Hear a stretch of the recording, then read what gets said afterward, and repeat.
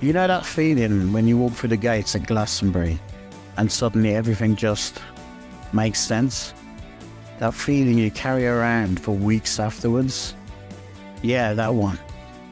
Welcome to the 100% unofficial Glastonbury Festival podcast. I'm Paul from Glastonbury Tips, and every episode I'll sit down with someone who truly gets it. Fellow Glasto obsessives, veterans, and anyone who's ever stood in a field at 3 a.m. thinking, I am home. So pull up a camping chair, grab a cider, and let's talk Glastonbury. Hello again, guys. I hope you are all keeping well. Thank you for joining us for another episode of the 100% unofficial Glastonbury Festival podcast. Pleasure to be talking to you again. Of course, I am Cy Woolmore, and I am here with Paul Ferrugia from Glastonbury Tips. Hi, mate. Hey, mates, how you doing? Yeah, I'm really good. Thank you, brother. Looking forward to this episode. Oh, yeah. When I did my research on this, it blew me away. I can't wait to discuss all of these people. Definitely, mate. So, guys, what we are discussing today is massive bands or massive acts that, for some reason, haven't played Glastonbury. And genuinely, guys, some of the names on this list will blow your mind. I am genuinely shocked that some of these bands have never been to Worthy Farm. We will get to them all in due course, but we're going to go straight in with Emily Evis's dream headliner, mate. This is an act that you found, and this lady's got to play soon. Well, Kate Bush, I mean, it's Emily's dream headliner, as you said. Emily Evis is on record of saying this. If anyone can get a recluse like Kate Bush, it would be Emily Evis. I don't know if people know the story with Elton John, but he was never going to play Glastonbury. It was like, nah, it's not for me. I won't do it. And Emily famously wrote him a handwritten letter. Amazing. Asking him to play, and he then came round. So maybe she can send Kate Bush a whole barrage of letters, because I'd love to see her down on that farm. And yeah, she famously doesn't tour. The last tour she did was, I think, in 2014, I think. And that was like for the first time since 1979 or something like that. So she just doesn't tour, but a one-off gig down at Worthy Farm would be a perfect ending to such an amazing career. She's having a bit of a renaissance as well, right? Through Stranger Things, running up that hill. Yeah. Maybe the time is right. Yeah. I mean, that would be just like the perfect headliner for me. I rarely go down the front of the Premier stage, but I might be fighting my way down the front for that one. So yeah, Kate Bush is the first on our list. Definitely, mate. And just to kind of one extra point on that, could she maybe slot into the Leonard Cohen style gig that you mentioned? Because Leonard Cohen, he not necessarily as reclusive as Kate Bush, but people singing along to the songs, and he wasn't expecting that. You told me in the past. Do you think Kate Bush might be a little bit blown away by the Glasto crowd? I think so. I think the love that people will be giving her will be just, you'll be feeling it through the whole set. So yeah, I mean, she obviously knows about Glastonbury and she knows about the crowd. So hopefully Emily will sway her and that dream headliner will become a reality headliner. Fingers crossed, mate. I mean, it's maybe the time is right. Exactly. I'm going to throw one to you now. Oh, yeah. This is actually probably my dream headliner in their heyday anyway. Led Zeppelin. Mate, again, I told you at the top of the show, guys, there are some names on this list that it's criminal that they've never played Glastonbury. And Led Zeppelin is probably one of the most kind of quintessential versions of that category. And to be fair, Jimmy Page and Robert Plant have played, but as the original Led Zepp, it blows my mind. You know, they're British, they're rock. I guess they fit into that traditional mold of a Glastonbury band in the sense that it's like guitars and drums. That's what traditionally it used to be. Not that matters so much nowadays, but just about the biggest band to come out of the UK. And it's also worth saying at this point, guys, that we've been really, really strict with this list. These are bands that technically could still play. Yeah. For example, the Beatles, you know, for some reasons, I feel like they might not be playing Glastonbury anytime soon. Jimi Hendrix. Jimi Hendrix, R.I.P. But yeah, arguably Led Zepp are still available to play at Glastonbury. And just imagine something like Kashmir, like Oh yeah. ripping through the pyramid stage. That I think would blow minds. And maybe that's the only reason they haven't played, because people would have their minds blown and need a lobotomy. Similar in the same thread, mate.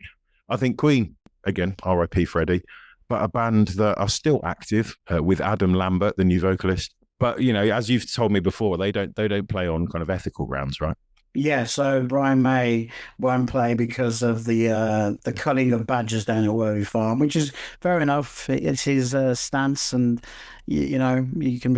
I respect him for that. I will make an exception with Freddie Mercury.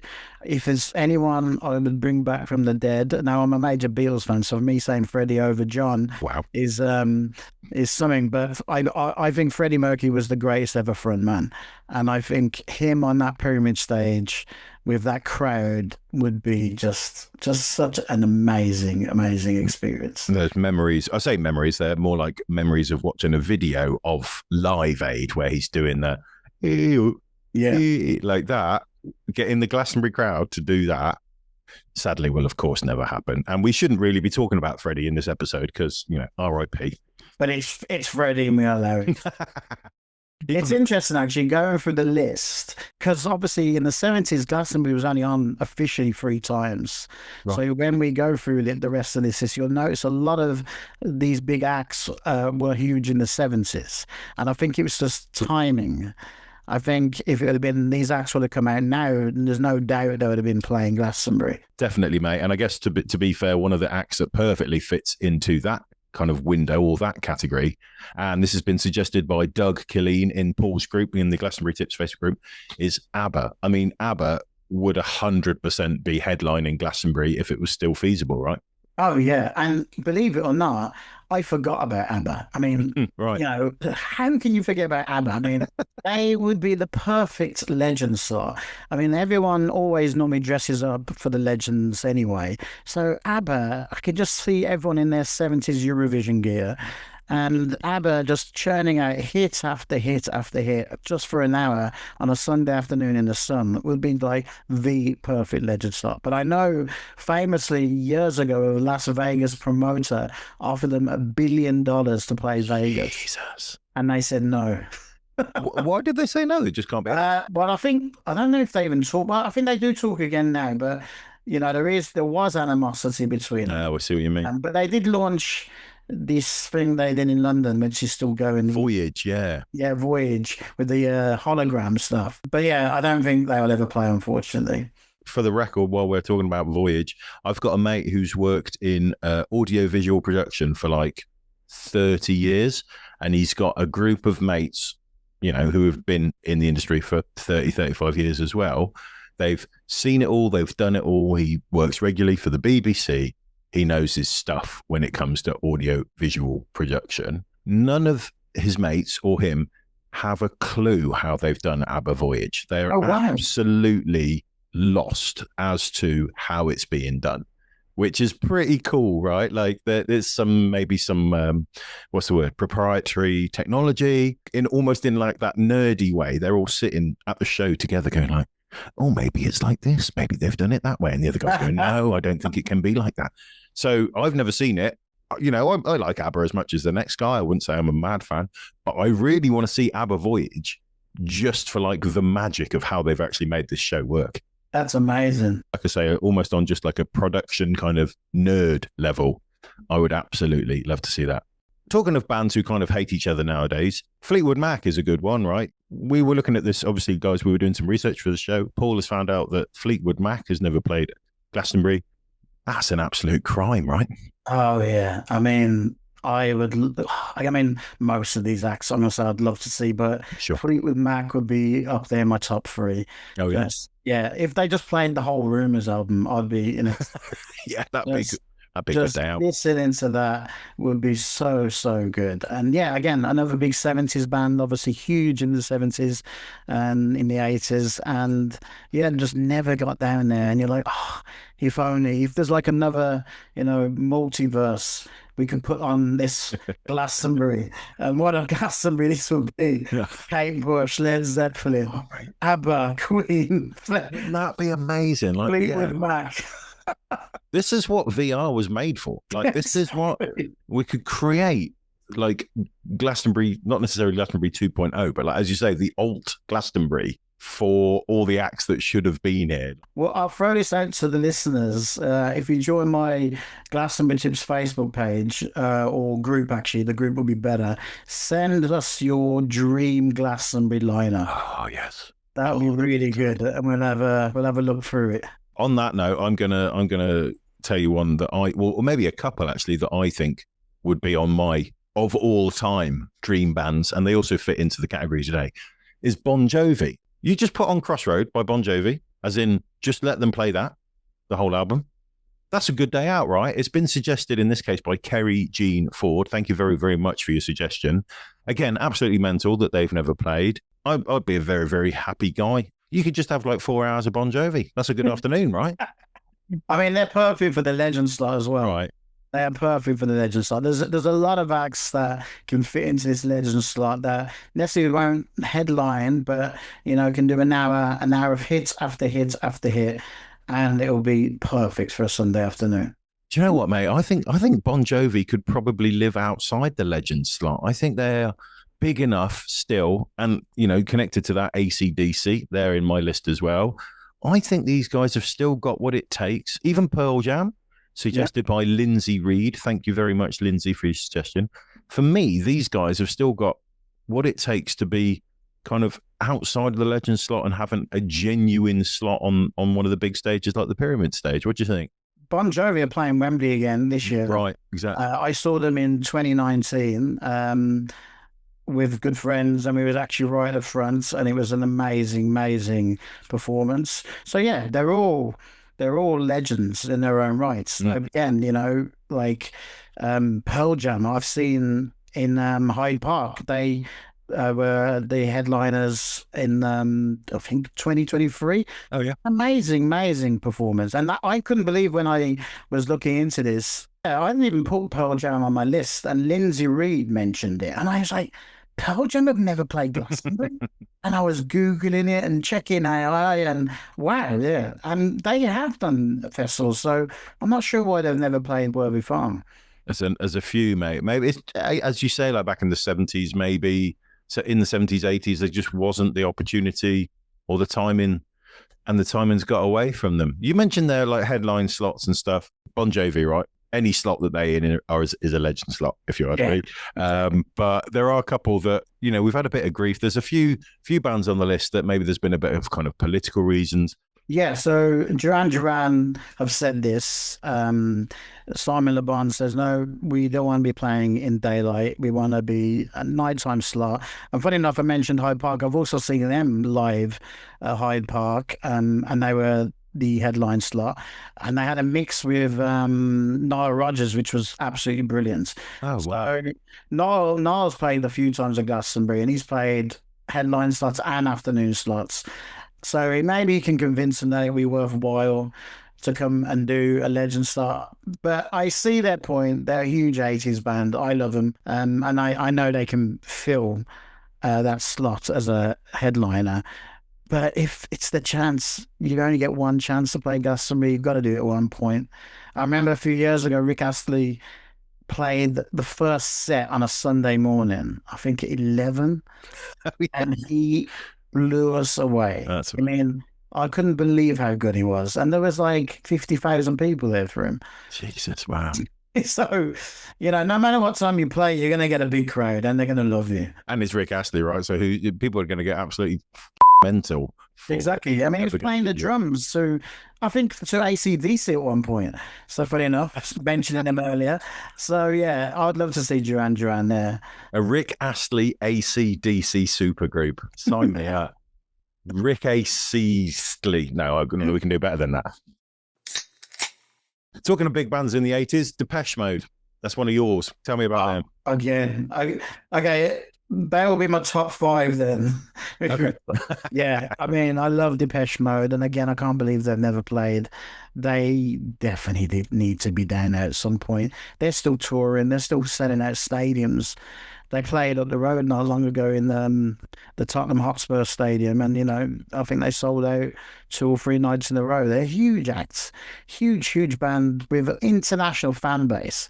So yeah, I can't believe Depeche Mode have never played Glastonbury. That is mad. And kind of on that, what should we call it? Kind of electronic, don't know, dancey vibes.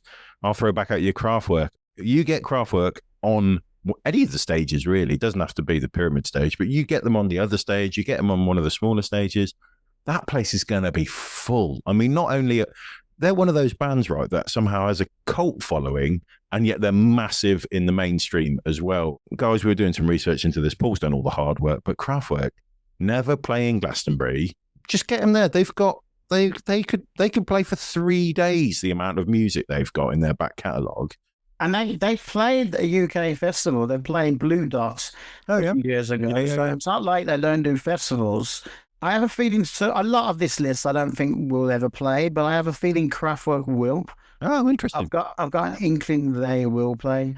They're still touring. They're doing the Royal Albert Hall soon.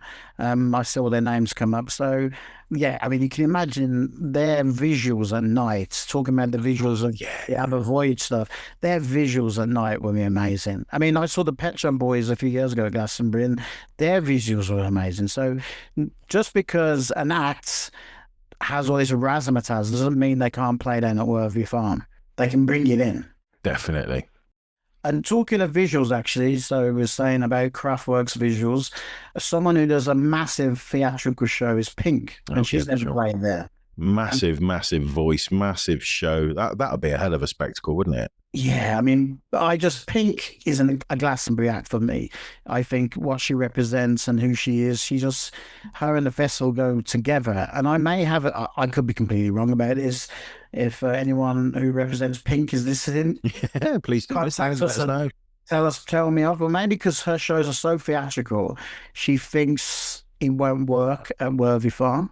But as you said, her voice is so amazing, and she's such a brilliant has such a brilliant stage presence that she has to play at Glastonbury at some point. Definitely, mate. In fact, there's probably a couple of kind of female solo artists that is it's a tragedy. It's a crime that these guys haven't played. Annie Lennox, for me, you've got Eurythmics. Imagine getting Sweet Dreams Are Made of This belting out from one of the stages. Annie Lennox as a single artist as well. Walking on Broken Glass is one of my top 20 songs of all time. Oh yeah, I would lose my frigging nut if she played Glastonbury. I couldn't believe Annie Lennox. Yeah, I know she's enormous. Glastonbury. When I did that initial list, I was like, oh my God. So yeah, she'd be my top five down there too. I'd love to see her. Again, talking about someone who gets the festival, I'm quite sure Annie Lennox and Glastonbury go perfect together. I'll throw another one at you. Cher would be a perfect Sunday Legend slot. Oh, for sure. I mean, everyone will be dressing up. I can imagine some of the outfits. She has been rumored a few times to be playing that Sunday Legend slot, and it's gone to the likes of Diana Ross and Cyndi Lauper. So, yeah, she's got to be playing at some point, Cher. I mean, she'll be hilarious. I think she'll be just such a brilliant act on that pyramid stage. She's a 60s legend. Definitely. Proper legend. Folks, we are recording today on the 18th of May, which means we've just had Eurovision weekend here in the UK, here in Europe, I should say. And just for the crack, I was watching the Eurovision movie with Will Ferrell. It's a little bit silly. It's a little bit wonderful. It's everything that Eurovision should be. And speaking of Cher, they do like a mashup. You and I were talking about this before the show went live, mate. They do like a mashup sing-along part. It's a bit like the movie Pitch Perfect on steroids. And they do this mashup. And one of the songs is Cher, Believe, within this mashup. And it's just like, imagine that playing at Glastonbury. People would lose their nut. I think it'd be hilarious. Oh yeah, she'll be brilliant. I know she'd be brilliant. And like all the Sonny and Cher songs, I got you, babe. Like there'll be one hit after another. People don't realize how many songs they know of Cher. Turn back time. Like Yeah. like absolutely rocking. I think the place would be jumping. Oh yeah, I'll be in my leather outfit for that. Maybe we shouldn't invite her then. Maybe she should, maybe she shouldn't play. Sunday sweaty leather outfit. That's not a good look. Oh, okay. Wow, you it's got a lot sexier than I was expecting it to. Let's take it down a notch from the sexy and let's bring in Celine Dion just to chill things out a bit. Again, not played at Glastonbury. The voice, genuinely the voice of an angel, right? One of the best singers of a generation, if not ever. Having a bit of a moment, having a bit of a comeback. That imagine that voice, like almost for the ridiculousness of it. The theme from Titanic blasting out over Worthy Thumb. I think Oh yeah, people would be tearing up, right? we'll all be doing the whole King of the World scene. And you got like all the couples, and the one comes behind the other one, and like at the front of the ship, like I can fly, Jack. Hello.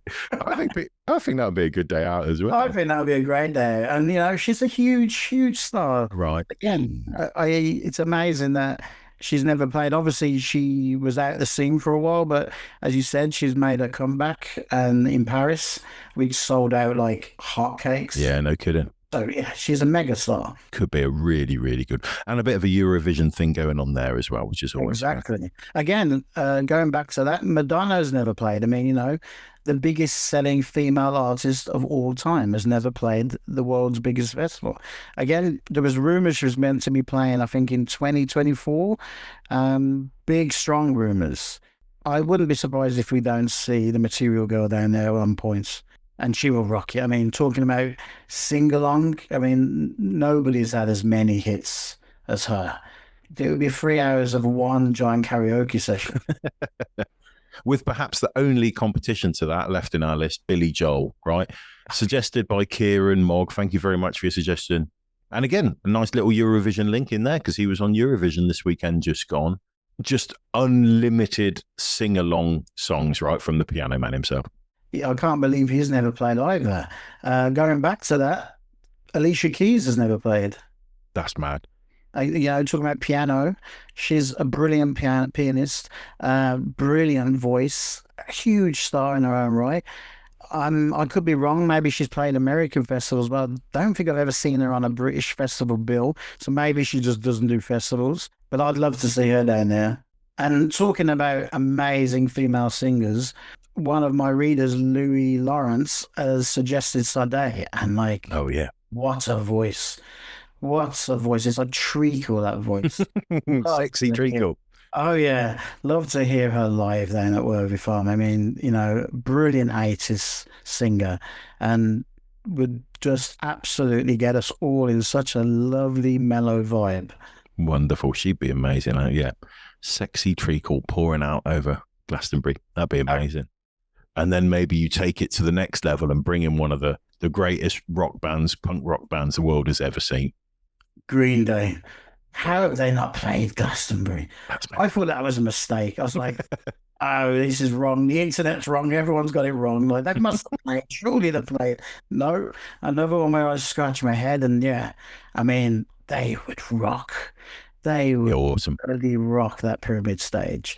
So them and the Strokes have never played. Another huge acts. I know Julian Casablancas has played the old John Peel stage, but yeah, the Strokes as a band have never played, which also in their heyday, I can't believe they never went down to Worthy Farm.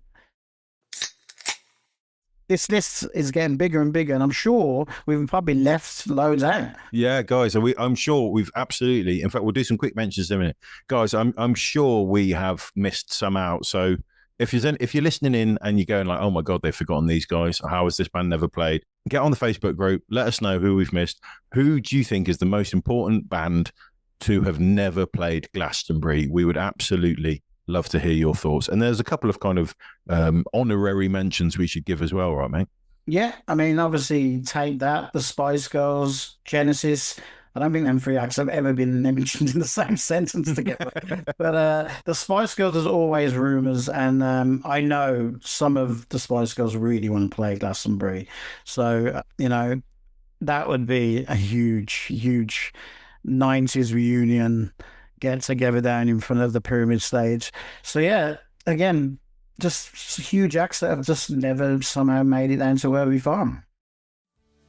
Thank you, everybody in the Facebook group, for your suggestions. Take That, Spice Girls, Genesis, etc. These are all been recommended by people in Paul's group, so we're very, very grateful for you getting involved. If you do have any suggestions, guys, let us know. Who is the greatest band to have never played Glastonbury? Please do let us know. We'd be really excited to read your comments. Yeah, obviously the criteria is they still have to be alive and preferably still touring. Kate Bush is obviously the one that is an outlier there, but it's Kate Bush, so we're gonna let her off. She's allowed. And don't forget, send us your dream festival lineup of people who've never played, and then we'll even mock up a fake poster. Oh yeah, I love that. Alternative Glastonbury, the Glastonbury that could have been. Exactly. Mate, as I say, absolute pleasure talking to you today. As always, it's been great, mate. I've really loved discussing this. Thank you for listening, everyone, and I'll see you on the farm, hopefully. Take care.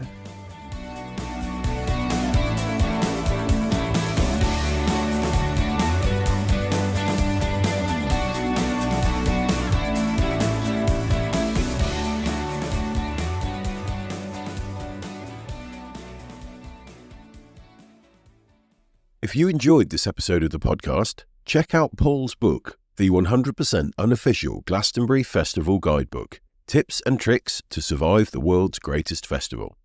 The book has detailed advice from Glastonbury veterans who have been there, done that, and they're here to guide you through the festival's wonders to help you have the best, most magical experience down at the farm. For more information on the 100% unofficial Glastonbury Festival Guidebook, go to glastonburytips.com.